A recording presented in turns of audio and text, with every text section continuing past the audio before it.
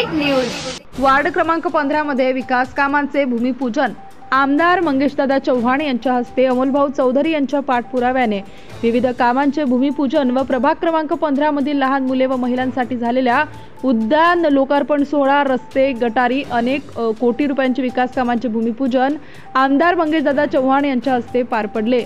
यावेळी भारतीय जनता पार्टीचे शहर अध्यक्ष नितीन पाटील, नगरसेवक फकीरा मिर्झा, असलम मिर्झा, पत्रकार अजीज खाटीक, वसीम मास्तर, भावी नगरसेवक व जनसेवक अमोल चौधरी व मुस्लिम बांधव व भाजपाचे पदाधिकारी व कार्यकर्ते मोठ्या संख्येने उपस्थित होते। ब्युरो रिपोर्ट, मुराद पटेल, चाळीसगाव।